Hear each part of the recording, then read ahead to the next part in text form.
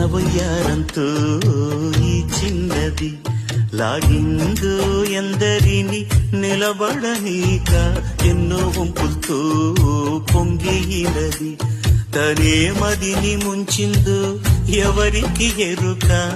తొలి పరిచయం ఒక తీయని కలగా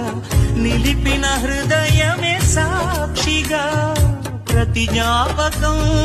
దీవించదా చెలి జీవితం వెలిగించగా